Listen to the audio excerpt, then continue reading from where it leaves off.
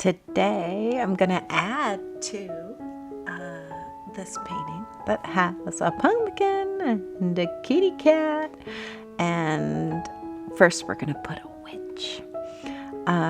Behind the witch there is this sort of ominous moon, and so I'm dropping in the ominous moon and the sky behind it, and I haven't yet made the sky as dark as I'm eventually going to want to make it, but we're just sort of getting that laid out. That's going to be behind. And what I'm doing here is I mapped out a window. So the pumpkin that you can see and the kitty cat peeking is the pumpkin sitting on a table and the kitty cat's peeking up. And then so I decided that I would make a window on the wall behind them in the sort of room that they're in. And so I found this cool witch and this witch reference photo, and I mapped out the moon behind her, and I'm going to put this witch, and she's going to be sort of out the window, visible, leaving the story that I created for myself, which I often do when I'm painting. I'm like, what's the story here? I think the story is that this cat and this witch, this cat and this pumpkin are in the witch's house, and she's leaving. She's off gonna do witch type things, and they are left alone. So I am putting the witch in before I kind of put the window sill and the window pane in there. What's really fun about this witch's clothing is that it looks very see-through, kind of gauzy. So I was able to put a thin layer, and then as I layer it up, I'll be able to keep that translucent part as it dries. It's really neat. So now I've jumped over, and before, you guys may have seen before on my channel, I posted a short, a YouTube short of just me painting this bird on the lamppost. And I thought, I'll put a lamppost and a crow right outside the window of this witch's house. So while the witch is drying, the first layer on the witch is drying, I'm just mapping out this crow. And like I said in my other video of painting this crow with the lamppost, I love crows. I think they are adorable. I think the way that they sort of hop around is just cute and adorable, and they're so super smart. So yeah, so I'm painting this one a little less detailed than the short that I posted of the other one that I painted. As with the last time I painted this using this inspiration photo, watercoloring this black metal is really cool because you can just leave that really light to dry and then add the deeper, and it kind of looks like metal. So now you can see I'm going in and adding another layer just to create the sense of that it's an actual dress with gauzy fabric flowing in the wind. And there's her cape that you can see in the reference photo is really transparent and gauze-like, so I'm trying to keep it that way. And I don't always paint my things just exactly like the inspiration, but I loved the shape of this witch's hat, so I wanted to make that hat just be just like it. I really liked that hat. the exposure in the painting that I'm doing right now is it's a little blown out. It's not as saturated. In real life, you can see the moon a lot better than you can in this camera. So hopefully, as I fill the background in more, you'll be able to see it better. So now the lantern's dry, so I can just sort of go in and make another layer. And I'm brightening up the inside light using some of that neon green yellow from the palette. And I liked it because it sort of pulled that color over from the cat's eyeballs. So now I'm just painting in the border of the window like outside or whatever. The windowsill, I guess, or just the casing. That's what I was looking for. The casing of the window. See? And then, yeah. So now you can see there is a wall and it's outside. You saw my little rose pop in there for a second because I use that piece of paper as straight lines for the window panes. With a pencil, I just sort of drew that in so that when I painted, I'd be straight. Because boy, if those window panes weren't straight, that would just ruin it for me. My OCD would just be like, "Rah!" Yeah. So I'm just thickening the base portion of the window because I just feel like it would have been thicker. I really liked how the wood on the windowsill turned out with these just kind of had depth that I was intending, but I feel like sometimes you're like, oh, it's a happy surprise. It just like looks better. So now I'm just adding like more, like kind of the same color of the cat's eyes and the lantern glow to the moon, because I like to have like similar colors sort of bounce around the painting to kind of give it balance, or give it like your eyes sort of direction to look. Like, I would like you to look this way. Yeah, it kind of gives an intention of where I want your eyes to look. So now I'm just sort of darkening in the night sky, giving it a little depth so it looks different than the wall. So I was desperately trying to make it look like outside instead of a picture hanging on the wall. Yeah. So I'm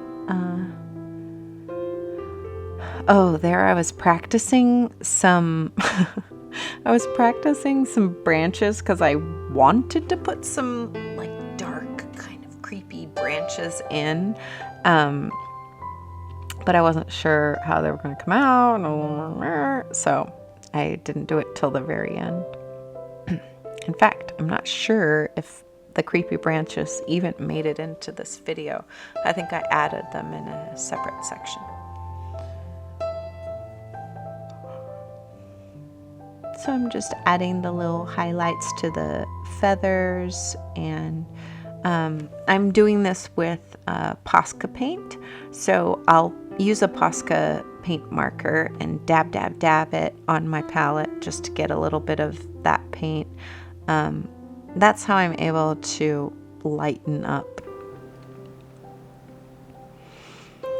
So now it appears as though I'm going back to the witch. Layering in watercolor is what I have found. I can't say that I am an advanced watercolor painting, but I've only been watercoloring for just under a year.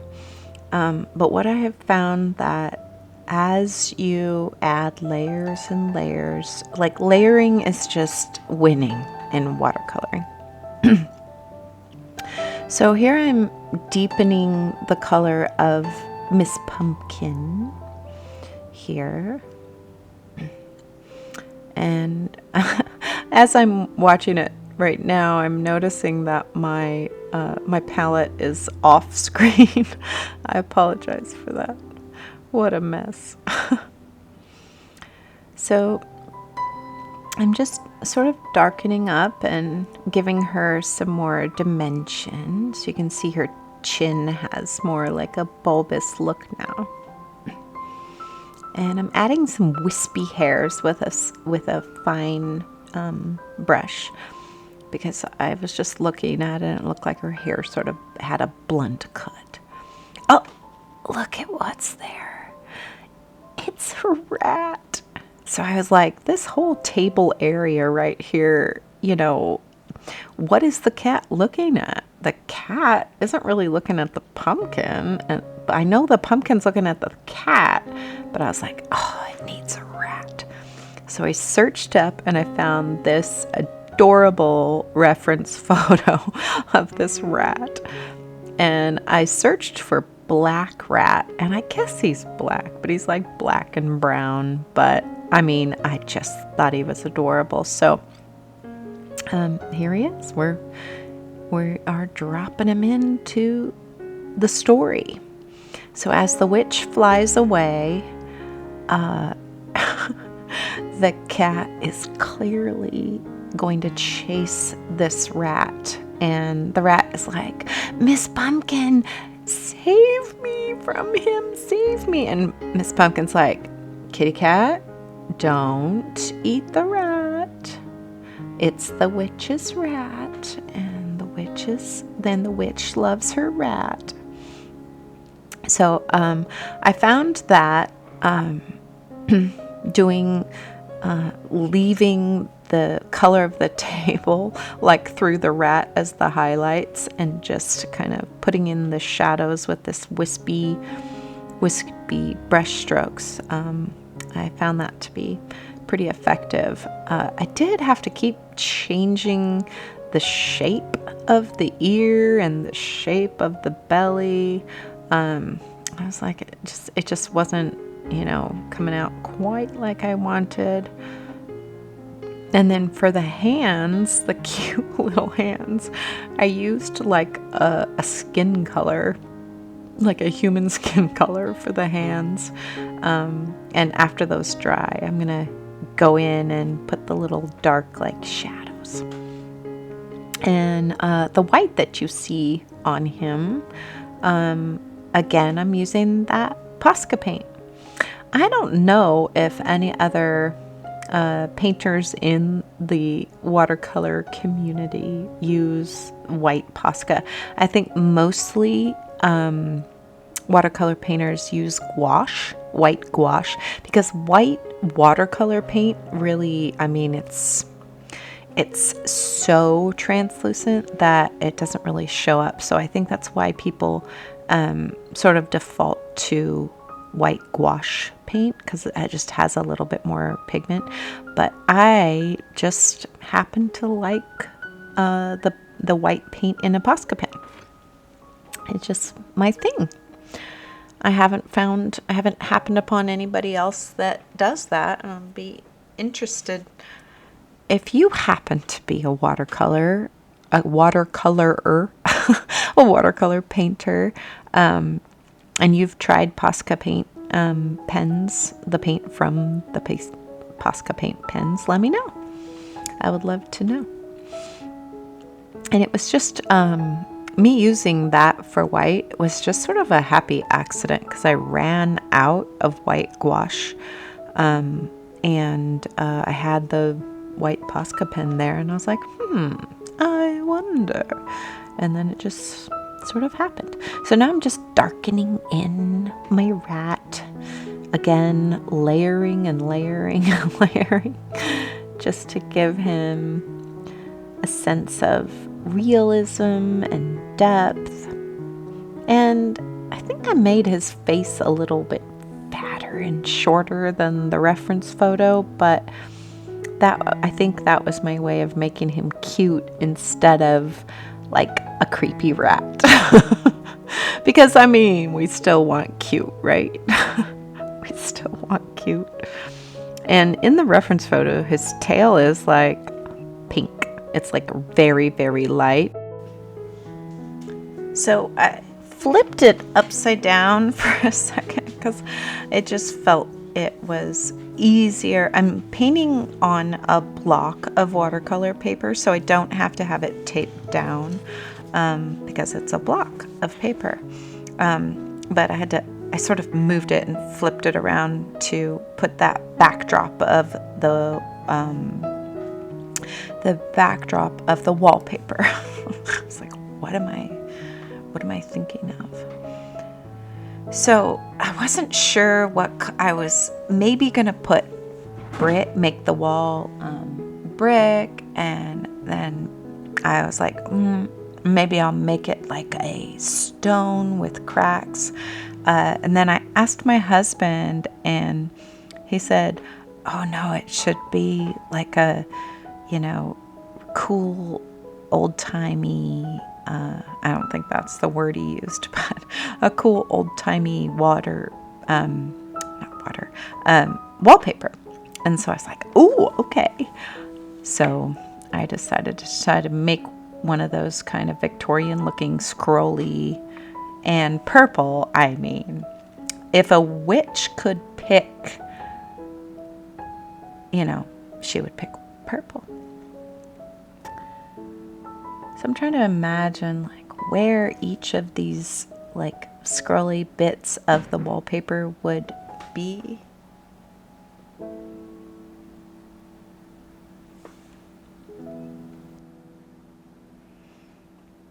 And it was a little bit like time consuming, but I'm loving the way it's turning out.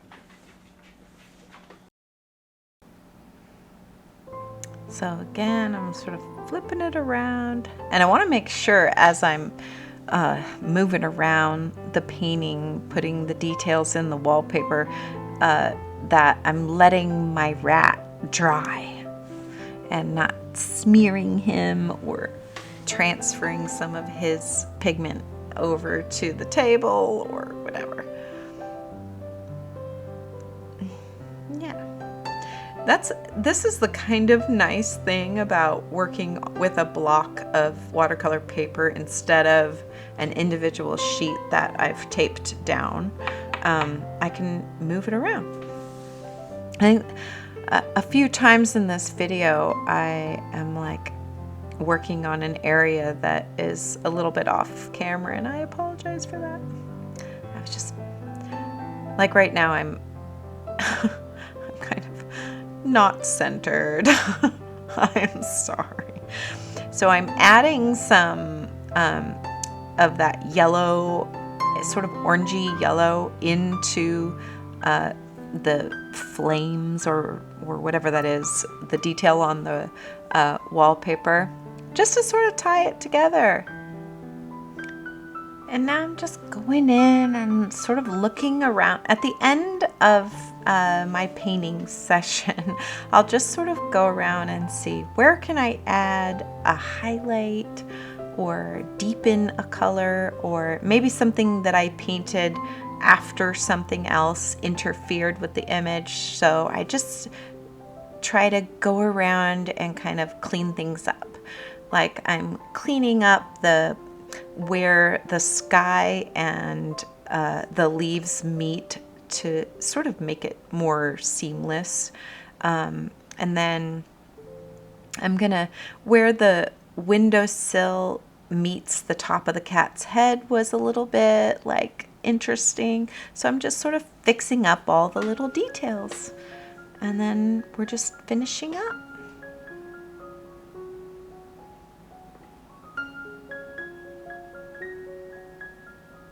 I hope you enjoyed it.